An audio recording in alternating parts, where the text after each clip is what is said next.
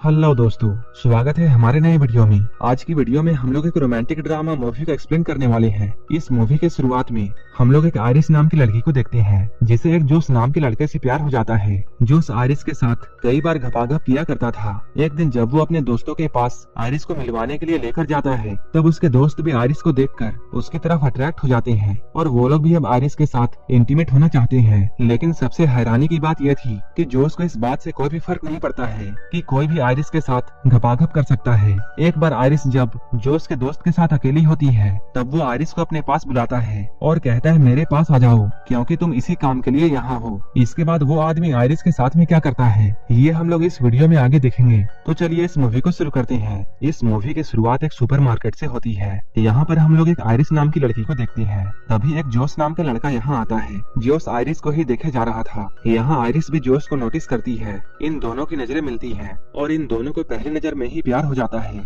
अब ये लोग साथ में घूमते हैं। जोस आयरिस को अपने दोस्तों से मिलाने के लिए लेकर जाता है। यहाँ आयरिस उससे बोलती है तुम्हारी दोस्त कैट मुझे बिल्कुल भी पसंद नहीं करती है। जोस कहता है कैट ऐसे ही है, इसलिए तुम उसकी बातों का बुरा मत मानो। इसके बाद ये लोग अंदर जाकर कैट से मिलते हैं। यहाँ इनके दोस्त पैट्रिक और इलाई भी आए हुए थे। ये सभी लोग अभी जिस घर में थे, ये घर सर्गे का है। वैसे तो सर्गे कैट का बॉयफ्रेंड था, लेकिन आयरिस को देखने के बाद अब उसकी निगाहें आयरिस पर पड़ जाती है। आयरिस और जोस काफी लंबे सफर से आए थे, इसलिए आयरिस ऊपर जाकर शावर लेती है। इसके बाद जब ये सभी लोग बैठे हुए थे, तभी पैट्रिक अपनी और इलाई की कहानी सुनाता है कि वो लोग एक दूसरे से कैसे मिले और उन्हें भी पहली नजर में ही प्यार हो गया था। उनकी कहानी को सुनने के बाद आयरिस कहती है मेरी भी कहानी कुछ इसी तरह है। आयरिस जब अपनी बातों को बोल रही थी, तभी वो नोटिस करती है उनका कोई भी दोस्त उसकी बातों पर ध्यान नहीं दे रहा था। यहीं पर हम लोग सर्गे के बारे में जानते हैं। सर्गे कई सारे इल्लीगल काम भी करता है। यहाँ पर कैट आयरिस से ये कहती है सर्गे के पास सब कुछ है और उसकी तो एक सुंदर बेबी भी है। मैं तो बस उसकी टाइम पास हूँ। उसका जब भी मूड बनता है वो मेरे साथ इंटीमेट होता है। कुछ देर के बाद ये सभी लोग यहाँ डांस करने लगते हैं। तभी सर्गे आयरिस के नजदीक आने की कोशिश करता है। यहीं पर जोस भी होता है। डांस करते हुए आयरिस जोस को अपने तरफ खींचती है। यहाँ ये लोग साथ में काफी मस्ती करते हैं। रात में सोने से पहले ये लोग इंटीमेट होते हैं, लेकिन तभी आयरिस कुछ बोलने लगती है। जोस उसे कहता है सो जाओ। तभी आयरिस एकदम से ही सो जाती है। सुबह में ये लोग नदी के पास जाने वाले थे। जोस आयरिस से कहता है मेरा जाने का मन नहीं है, इसलिए तुम अकेली चली जाओ। जोस आयरिस की बातों को मानकर अकेली जाती है, लेकिन आयरिस के जाते ही जोस ने अपने फोन में वो एक पेन ड्राइव को कनेक्ट करता है। इधर बाहर आयरिस को अपने जेब में एक चाकू मिलता है। यहाँ पर पीछे सर्गे भी होता है। सर्गे आयरिस के साथ फ्लर्ट करने की कोशिश कर रहा था। सर्गे को देखकर आयरिस कहती है मुझे अब वापस जाना चाहिए, लेकिन सर्गे उससे कहता है तुम मेरे गेस्ट हाउस में आई हो, इसलिए तुम्हें थोड़ा टाइम मेरे साथ गुजारना चाहिए। सर्गे यहाँ आयरिस को सनस्क्रीन देकर ये कहता है कि तुम मेरी पीठ पर इसे लगा दो। तभी वो आयरिस का हाथ पकड़ लेता है। सर्गे कहता है मेरे पास कैट का परमिशन है और तुम तो यही करने के लिए हो। कुछ ही देर के बाद हम लोग आयरिस को देखते हैं, जो कि खून में पूरी तरह लथपथ थी। आयरिस कहती है मैंने उसे रोकने की कोशिश की, लेकिन वो नहीं रुका और वो मेरे साथ जबरदस्ती करने वाला था। वो मुझे गला घोंटकर मारना चाहता था, इसलिए मुझे उसे मारना पड़ा।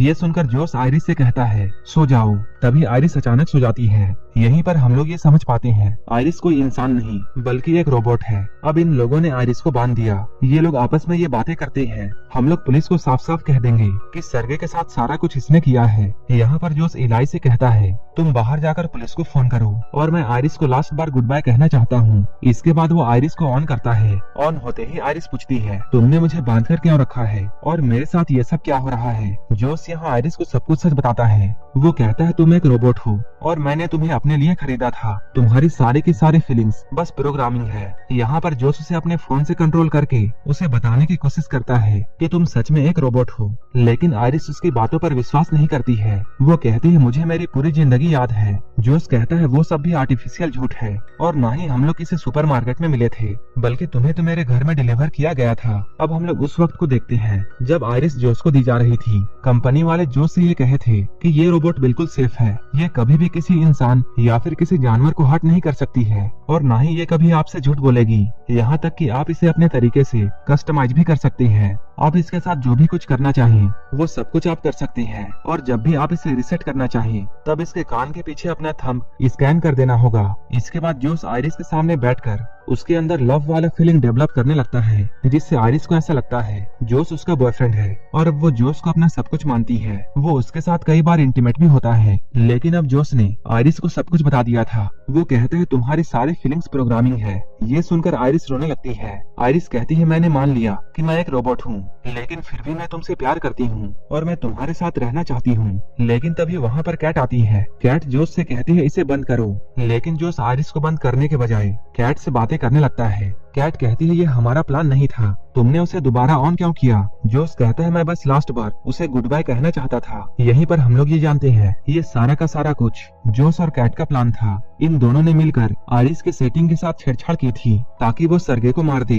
लेकिन इधर आयरिस पास में पड़े हुए चाकू की तरफ बढ़ती है। जब जोस उसे बंद करने के लिए उसके पास में आता है तब आयरिस उसे जोर से एक मुक्का मारती है। कैट ये सब देखते रह जाती है। इसके बाद आयरिस जोस का फोन लेकर यहाँ से निकल जाती है। अब जोस ये सारी बातें इलाई को बताता है। वो कहता है मैंने ही आयरिस के सेटिंग के साथ में छेड़छाड़ की थी ताकि वो सर्गे को मार दे और उसका सारा का सारा पैसा हमारा हो जाए। इसके बाद ये लोग इस पैसे में एक हिस्सा इलाई को भी देने की बातें करते हैं। इलाई कहता है तब तो एक हिस्सा पैट्रिक का भी होना चाहिए। जोस कहता है पैट्रिक का कैसे? यहीं पर हम लोगों के सामने एक और बड़ा खुलासा होता है कि पैट्रिक भी एक रोबोट है। ये लोग बातें करते हुए पैसों का 3 हिस्से करने के लिए मान जाते हैं, लेकिन पुलिस के आने से पहले उन्हें आयरिस को ढूंढना था ताकि वो लोग उसकी सेटिंग्स को पहले की तरह कर दे और पुलिस को उन पर शक ना हो।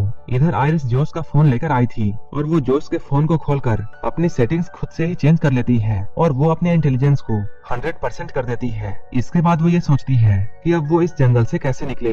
अगर आयरिस चुपचाप जोस के कार तक जाती है तब वो जोस के फोन को यूज करके उसकी गाड़ी को खोल सकती है और आराम से यहाँ से निकल सकती है। लेकिन तभी यहाँ पर इलाई और पैट्रिक आ गए। लेकिन यहाँ पर हम लोग ये जानते हैं कि पैट्रिक को पहले से ये पता था कि वो एक रोबोट है। उसने ये बात अपने आप ही जान लिया था। पैट्रिक कहता है ये बात जानने के बाद भी मैं तुमसे उतना ही प्यार करता हूँ और तुम्हारी और मेरी पहली बार मिलने की जो मेमोरी है वो मेरे लिए बिल्कुल सच है। इलाई कहता है हाँ मैं भी तुमसे बहुत प्यार करता हूँ। लेकिन तभी जोस का फोन बजता है। इलाई ये समझ जाता है कि आयरिस यही है। आयरिस यहाँ से भागने की कोशिश करती है, लेकिन वो दोनों टकराकर गिर जाते हैं। ये लोग गन को लेने के लिए फाइट करते हैं, लेकिन इसी बीच इलाई को गोली लग जाती है। अब आयरिस फिर से भागती है और वो जल्दी से जाकर जोस के कार में बैठ जाती है, लेकिन ये कार बिना जोस के वॉइस कमांड के ऑन नहीं हो सकती है। इसके बाद आयरिस अपने कंट्रोल में जाकर अपनी आवाज चेंज करने की कोशिश करती है। तभी बाहर जोस एक पत्थर उठाकर कार के शीशे को तोड़ने की कोशिश करता है। ये शीशा टूटने ही वाला था, लेकिन तभी कार चल जाती है। अब आयरिस जोस को पीछे छोड़कर यहाँ से निकल जाती है।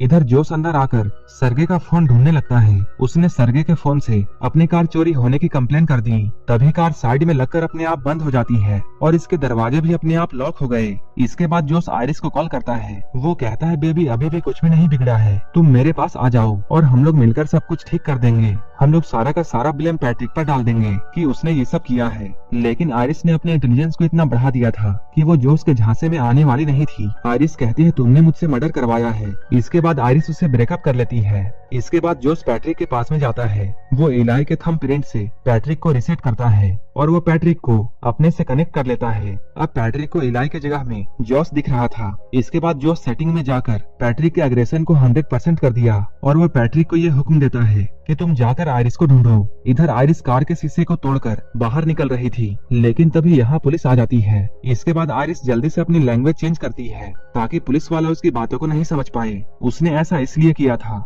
क्योंकि आयरिस के साथ कुछ भी हो जाए वो झूठ नहीं बोल सकती थी। इसके बाद वो जर्मन लैंग्वेज में पुलिस को सब कुछ बताती है, लेकिन इस पुलिस वाले को कुछ भी समझ में नहीं आता है। लेकिन वो पुलिस वाला कार में पड़े हुए चाकू को देख लेता है। इसके बाद वो आयरिस को हथकड़ी पहनाता है, लेकिन उसी वक्त पैट्रिक यहाँ आता है। क्योंकि पैट्रिक का एग्रेशन 100% था, इसलिए वो यहाँ पर पुलिस वाले को जान से मार देता है। इसके बाद उसने जोस के फोन से आयरिस को भी बंद कर दिया। इधर कैट घर के बाहर में एक पुलिस की कार को आते हुए देखती है, जिसमें से पैट्रिक निकलता है और इस पुलिस वाले की डेड बॉडी डिक्की में पड़ी हुई थी। कैट ये सब देखकर बहुत डर जाती है और यहाँ से भागने लगती है। जोस पैट्रिक से कहता है उसे रोको।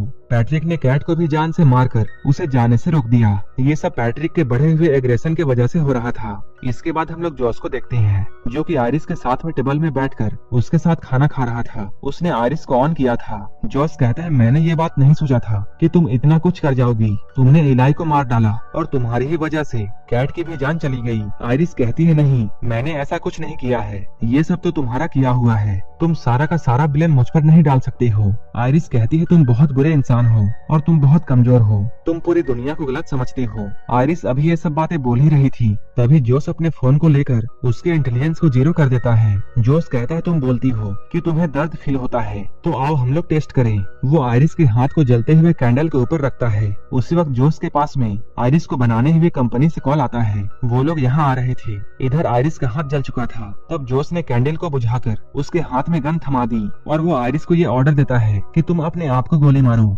इसके बाद आयरिस उसकी बातों को मानते हुए अपने आप को शूट कर लेती है। इधर कुछ ही देर के बाद आयरिस को लेने के लिए उसके कंपनी वाले आते हैं। यहाँ उन लोगों के सामने पैट्रिक एक पुलिस वाला बनता है, जिस पुलिस वाले को उसने मार दिया था। वो लोग पैट्रिक को देखकर ये कहते हैं तुम्हें देखकर ऐसा लगता है कि तुम्हारा चेहरा काफी जाना पहचाना है, लेकिन इन लोगों को याद नहीं आ रहा था कि इन्होंने पैट्रिक को कहाँ देखा है। तभी एक आदमी कहता है हमारा काम तो बस इस रोबोट को ले जाना है और बाकी का काम हमारे कंपनी वाले देख लेंगे। लेकिन आयरिस के साथ में जो भी कुछ हुआ था उन सभी की रिकॉर्डिंग आयरिस के मेमोरी में होती है और वो मेमोरी कार्ड उसके पेट के एरिया के पास में होती है, जो कि अभी भी बिल्कुल सेफ थी। जोस ये बात जानकर बिल्कुल डर जाता है। कंपनी वालों का भी ये अंदाजा था कि पक्का जोस ने ही आयरिस के साथ में गलत किया होगा और उसी ने इसके सेटिंग के साथ में छेड़छाड़ की है, क्योंकि उनका बनाया हुआ रोबोट इतना कुछ नहीं करता है। लेकिन तभी पैट्रिक इन लोगों के सामने आ जाता है। पैट्रिक इनमें से एक आदमी को मार देता है, लेकिन दूसरा आदमी पैट्रिक से बचकर भागता है। वहीं इधर अंदर इन लोगों के वैन में आयरिस रिबूट हो चुकी थी। इधर बाहर पैट्रिक ने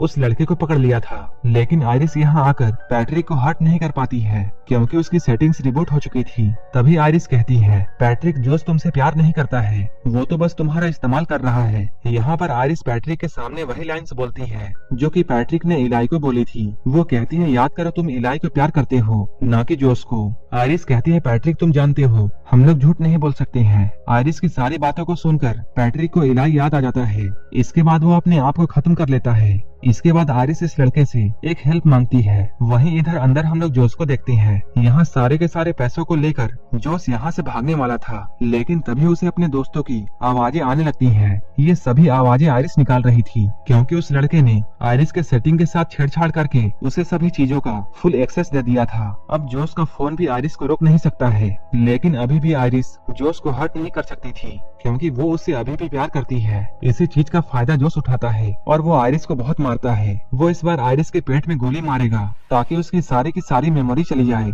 और वो हमेशा के लिए मर जाए। लेकिन अपने आप को बचाने के लिए आयरिस उस पर हमला कर देती है और इस हमले में जोस मारा जाता है। अब आयरिस अपने रोबोट होने की सच को एक्सेप्ट कर लेती है और यहीं पर ये मूवी खत्म हो जाती है। इसी तरह की मूवीज के लिए आप हमें टेलीग्राम और इंस्टाग्राम पर फॉलो कर सकते हैं, जिसका लिंक डिस्क्रिप्शन में दिया हुआ है। और मूवी अच्छी लगी हो तब एक लाइक जरूर कर देना और ऐसे ही वीडियोस के लिए हमारे चैनल को जरूर सब्सक्राइब कर लेना। तो मिलते हैं हमारे नेक्स्ट वीडियो में।